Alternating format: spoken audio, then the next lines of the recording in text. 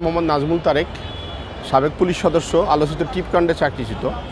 বিগত স্বৈরাচারী শেখ হাসিনা সরকারের আমলে আমি এক কথা মুসলিম হিসেবে নির্যাতনের শিকার, বহির্বিশ্বের কোনো দেশকে খুশি করার জন্য মুশকিলকে এবং বাংলাদেশ মুসলমান কান্ট্রি বিদায় এই মুসলমান কান্ট্রিটাকে বহির্বিশ্বে যাতে বিতর্কিত করা যায়, উগ্রবাদ সৃষ্টি করা যায়, এরকম একটা সুপরিকল্পনা নিয়ে তৎকালীন লতা সমর্দার আমার নামে একটা মিথ্যা জিডি করেছিল।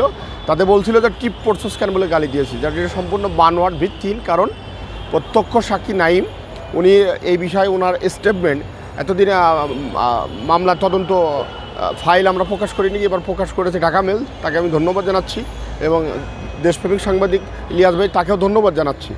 ঢাকা মেল প্রকাশ করেছে যে টোটাল ওই দিনের জিরা টোটাল সব কিছু স্বচ্ছভাবে প্রমাণিত হয় আমি নিরপরাধ। কিন্তু তারপরেও বিগত স্বৈরাচারী ফ্যাসিস্টের আমলে বিশেষ কাউকে সুবিধা দেওয়া, প্রাধান্য দেওয়া, মুসলিমকে তুচ্ছ তাচ্ছিল্য করা এবং বাংলাদেশকে বিশ্বের দরবারে উগ্রবাদ জঙ্গি এরকম একটা আখ্যা দেওয়ার বিশেষ একটা রাজনৈতিক গ্রুপের কাজ। এবং আপনারা হয়তো বা অনেকেই ভাবতে পারেন যে আমি এমন কথা কেন বলি, কারণ আমি বাংলাদেশ পুলিশের সদস্য।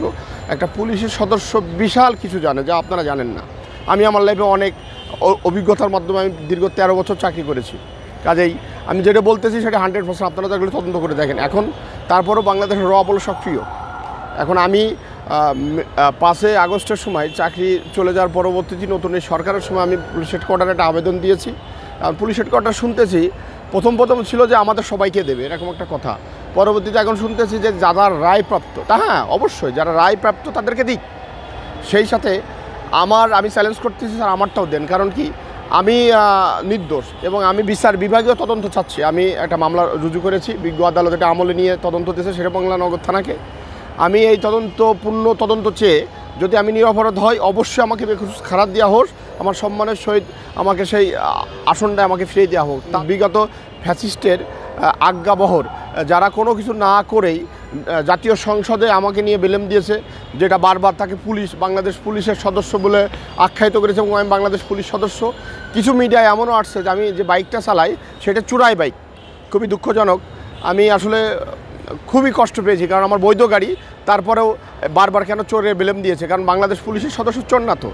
তা মূলত আমাকে দিয়ে ফ্যাসিস্ট বিগত সরকার কিছু জিনিস প্রুভ করতে চেয়েছে যে বাংলাদেশ মুসলমান উগ্র, এ জায়গায় হিন্দু সম্প্রদায় নির্যাতিত। আসলে না, বাংলাদেশে হিন্দু মুসলিম খুবই সুসম্পর্ক একটা অবস্থা। কিন্তু এডেরে পুঁজি করে বিশেষ করে এখন না বললেই নয়, এগুলো ডাইরেক্টলি মোদিকে খুশি করার জন্য, ভারতকে খুশি করার জন্য এই মামলাটা এই সরকারের হাতকে শক্তিশালী করবে। কারণ বিগত ফ্যাসিস্টের আমলে আলোচিত ঘটনা যদি ঘটে থাকে, তা টিপকাণ্ড আছে। তা আমি এটা দিয়ে সর্বোচ্চ বিচার কামনা করতেছি।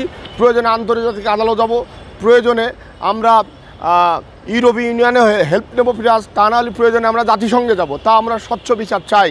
এবং এই জায়গায় আমার ফ্যামিলি এবং আমার 18 দিনের একটা বাচ্চা কী অপরাধ ছিল, এই বাংলাদেশের প্রতিটা সমাজের কাছে আমার প্রশ্ন ছুড়ে দিলাম আজকে আমি নাজমুল তারেক। কী অপরাধ? সে কি সিজারের পরে জানতো যে তার বাবার চাকরি ফেরতের আন্দোলনে শরিক হতে হবে জাতীয় প্রেস ক্লাবে? সুশীল সমাজ আপনারা তো অনেকেই আছেন, বিভিন্ন সময় দেখি যে নবীকে দাড়ি আমাদেরকে কটাক্ষ করার। আর বাংলাদেশে ফ্যাসিবাদের সময় একটা জিনিস আমি দেখছি নিজে পুলিশে, যে দাড়ি টুপি রাখলে কোনো কথা নেই, তাকে জামাত শিবির ট্যাগ, তো এগুলো নবী রাসূলের সময়ও বিভিন্নভাবে বলে আসতেছে। এগুলো আমি মনে করি যে এক ধরনের বিদ্রূপ, এবং ইন্ডিয়া বিশেষ করে বিশেষ সুবিধা নেওয়ার জন্যই বাংলাদেশকে মৌলবাদ সৃষ্টি করেছে, এটা হলো ভারতের। তা আমি বিচার চাচ্ছি, এবং এর সাথে যারা জড়িত এই একটা যারা আছে অবশ্যই এদেরকে বিচারের আওতায় নিয়ে আসা হোক। এবং এরা তৎকালীন কেন আমাকে এবং বাংলাদেশ পুলিশের ভাবমূর্তি বিশ্বতে নষ্ট করেছে, তার আমি বিচার চাচ্ছি এই সরকারের কাছে। এবং এই সরকার এই বিচারটা করে এই সরকারের হাতকে শক্তিশালী করবে বলে আমি বিশ্বাস করি।